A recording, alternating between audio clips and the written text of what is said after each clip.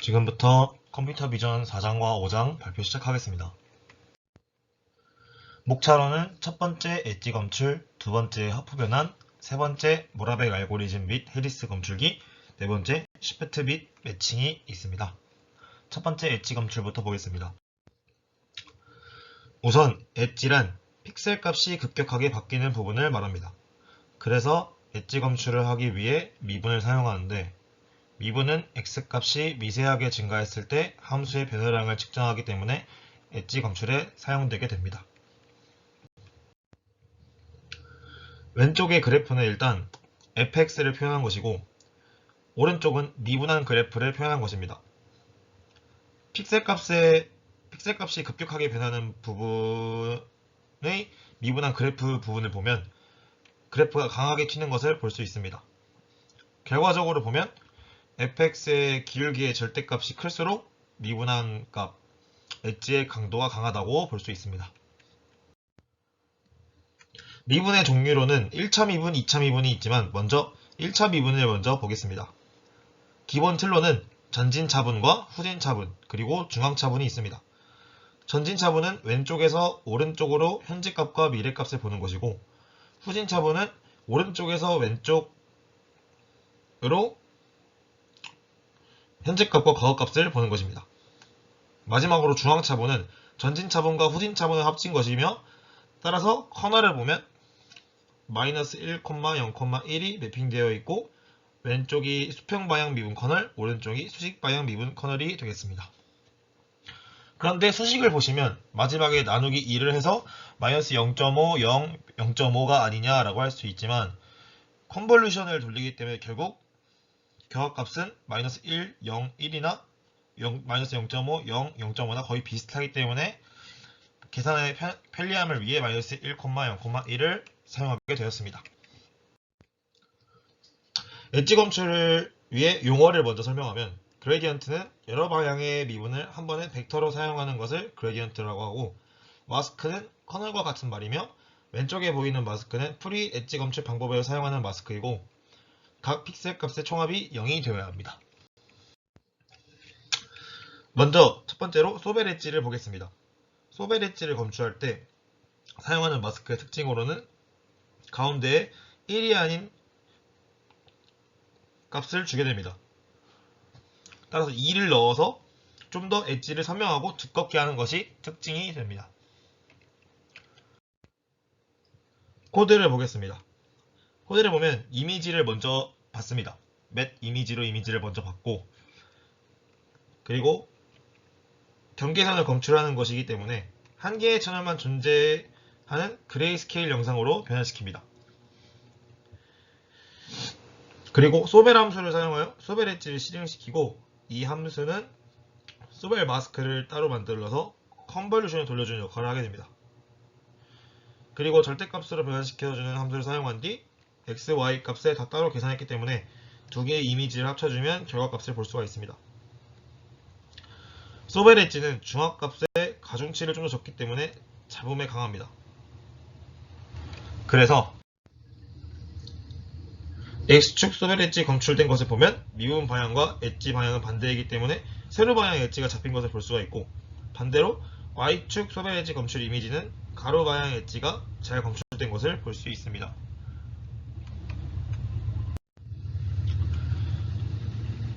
다음으로는 캐니 엣지 검출 방법입니다. 캐니 엣지는 크게 4단계로 나뉘는데, 첫 번째는 이미지의 노이즈를 제거하기 위해 가우시안 블러링을 사용합니다.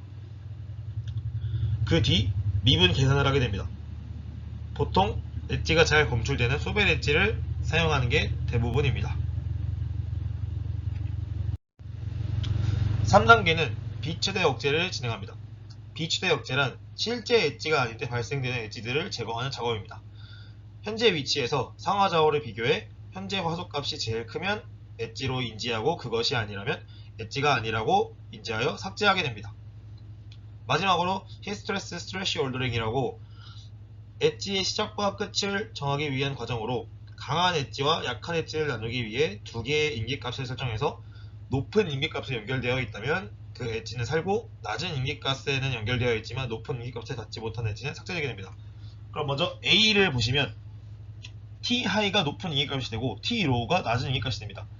이 선들이 모두 강한 엣지에 다 한 번이라도 닿았기 때문에 이 엣지는 모두 살게 됩니다.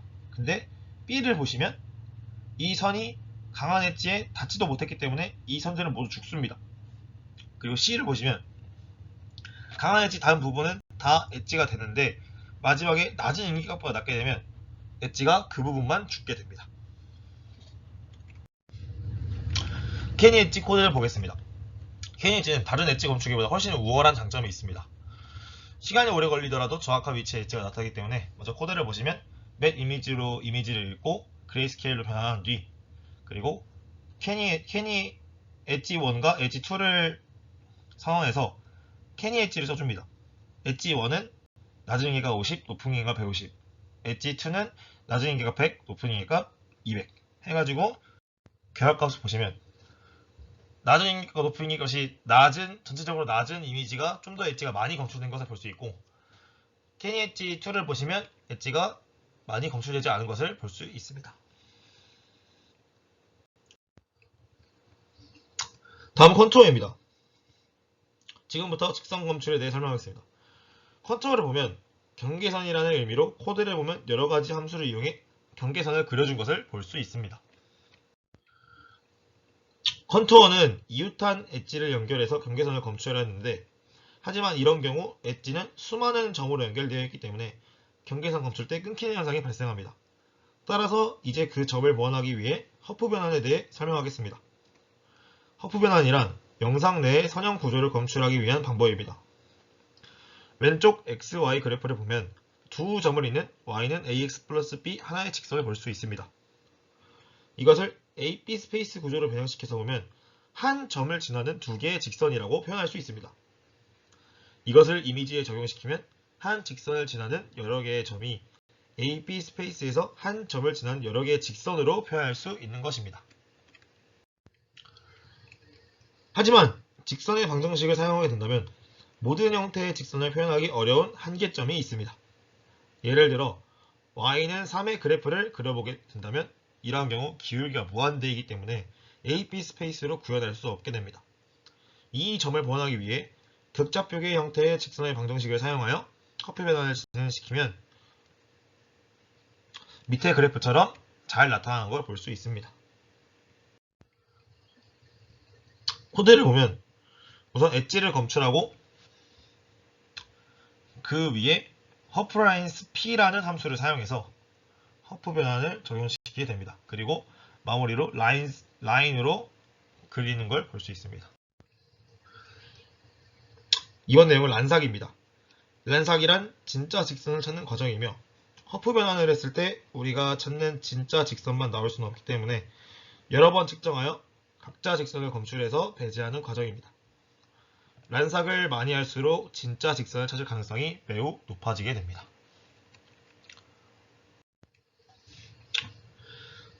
다음은 지역 특징입니다. 지역 특징이란 그림을 보게 되면 서로 다른 사진의 같은 부분을 인식하기 위한 그 지역만의 특징을 지역 특징이라고 합니다. 우리가 흔히 아는 파노라마 사진도 지역 특징을 찾아서 여러 개의 사진을 연결한 것이라고 보면 되겠습니다. 이젠 지역 특징을 찾기 위한 여러 가지 방안을 보겠습니다. 먼저 모라벡 알고리즘입니다. 모라벡 알고리즘은 제곱차의 합 공식을 사용해서 VU를 각각 -1, 0, 1로 변환시켜서 3 곱하기 3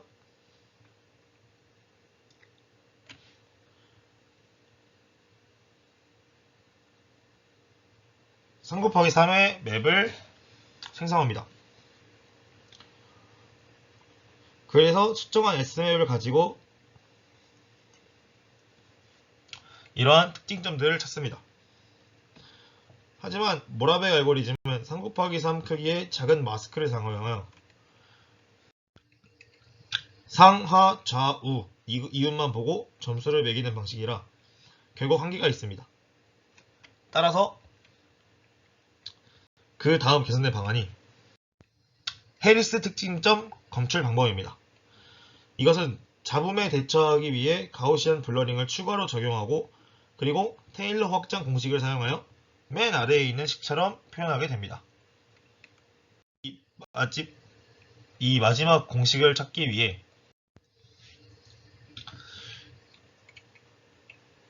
우선 필요한 부분들을 구해주게 됩니다.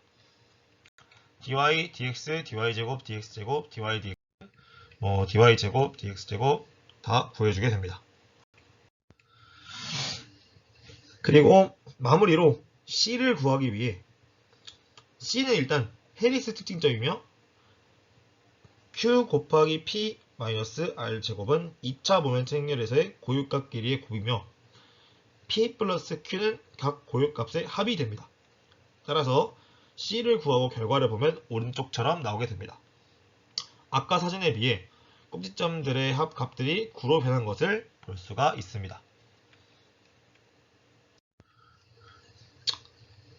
저희가 특징점을 찾을 때 꼭 봐야 하는 것이 크기의 불변함과 회전의 불변함과 이동의 불변함과 조명의 불변함과 등 불변성을 꼭 만족시켜야 하는데 해리스 특징점 검출 방법은 다 좋지만 타원의 크기에 불변하지 않습니다. 왼쪽에 있는 작은 물체에선 작은 마스크를 사용해도 모퉁이를 특징점으로 검출할 수 있지만 가운데에 있는 그림을 보시면 큰 물체 작은 마스크를 사용하면 특징점을 제대로 잡을 수 없게 됩니다. 그렇다고 왼쪽의 작은 물체에 큰 마스크를 적용하게 되면 다른 물체와 섞을 가능성이 높아 제대로 특징점을 검출할 수 없게 됩니다. 그래서 이러한 것을 보완하기 위해 개선된 방안이 바로 시프트입니다.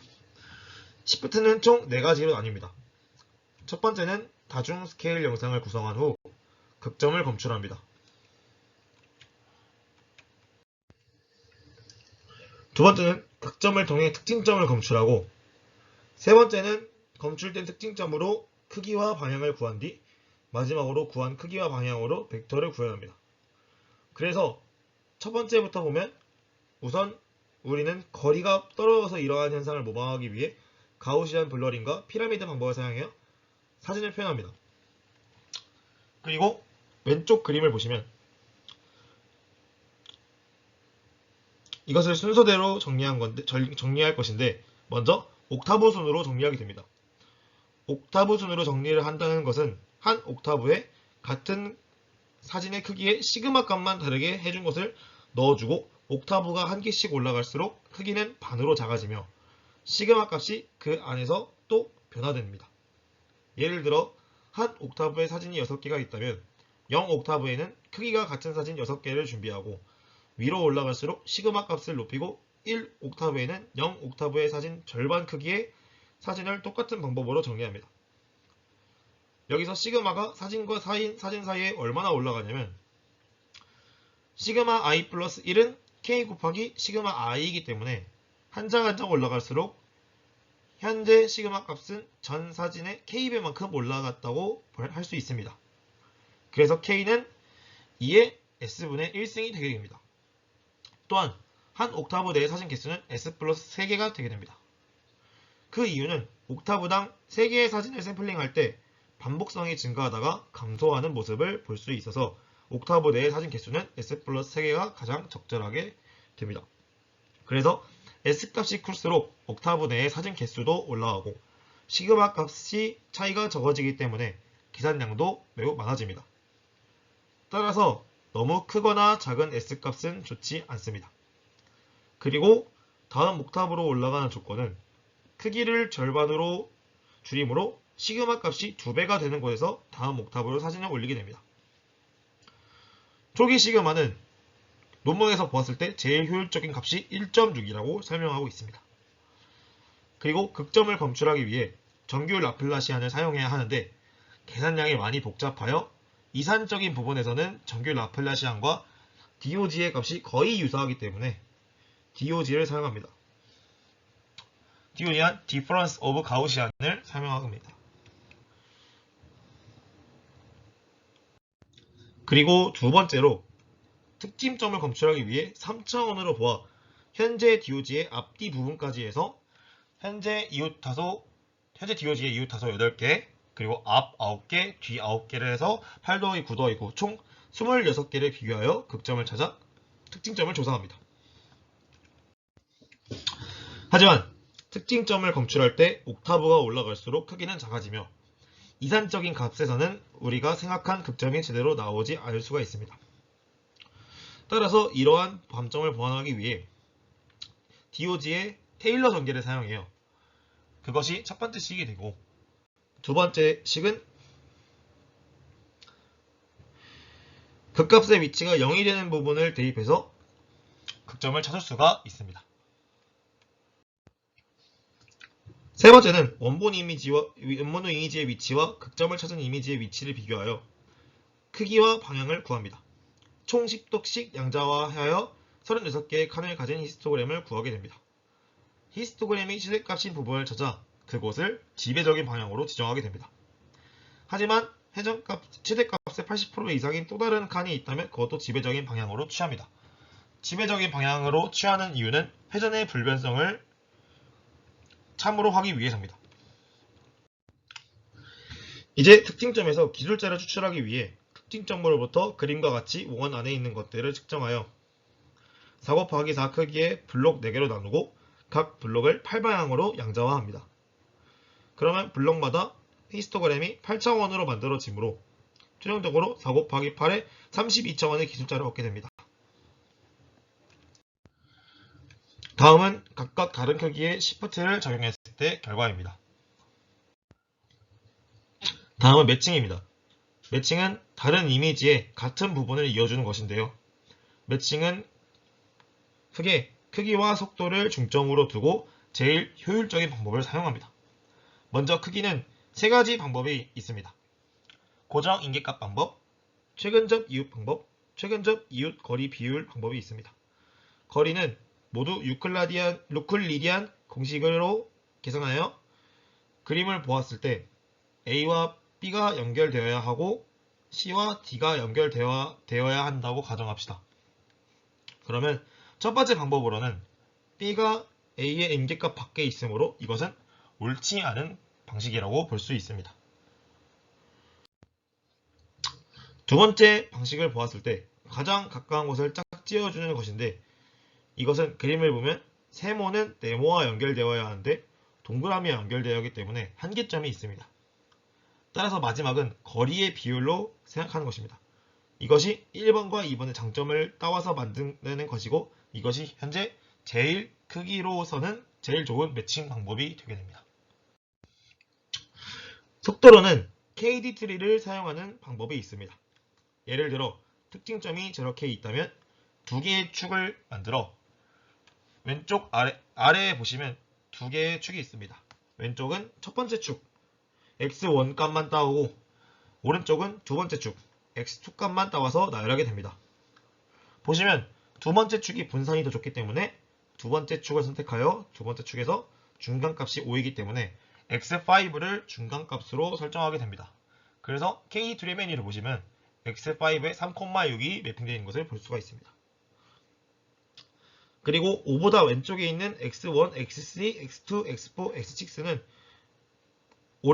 왼쪽 x7, x8, x9, x10은 오른쪽으로 분할하게 됩니다. 왼쪽에 있는 그래프를 보시면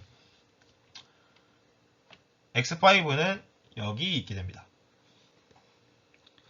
x5의 점을 기준으로 가운데를 이렇게 가릅니다.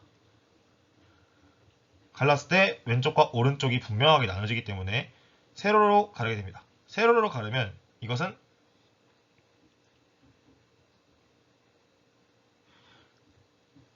x2를 기준으로 자른 거기 때문에 3,6은 x2를 기준으로 자르게 됩니다. 이것은 빨강색이 두 번째 축을 기준으로 자른 것을 표현하는 것이고, 파란색이 첫 번째 축을 기준으로 자른 것을 표현하는 것입니다. 그래서 세로로 자르고 왼쪽이 5개, 오른쪽이 4개가 남게 됩니다. 그럼 이 안에서 또 자르고 해서 만들어진 게 KD 트리입니다. 만약 예를 들어 7,5.5가 입력되었다고 가정합시다. 그러면 따라서 3,6과 두 번째 축을 비교했을 때 5,5가 더 작으므로 왼쪽으로 이동하게 됩니다. 이런 식으로 계속 가다 보면 쭉쭉쭉 가다 보면 7,5.5는 결국 8,5에 도달하게 되는데, 그 바로 오른쪽 칸에 보면 7,6.5로 7,5.5와 더 가까운 것을 볼 수가 있듯이 엄청나게 정확하지는 않습니다. 이것을 보완하려면 역추적을 해야 되는데 역추적을 하기엔 계산량이 너무 많아지기 때문에 시간이 지연되는 문제점이 생깁니다. 그래서 이 매칭 방법을 사용하게 이렇게 이미지가 다른 두 개의 특징점을 찾아 연결해 주게 됩니다. 그 이 두 개를 연결했을 때 이렇게 자연스럽게 이미지가 연결되어 파노라마 이미지가 나오는 것을 볼 수가 있습니다. 이상 발표를 마치겠습니다. 감사합니다.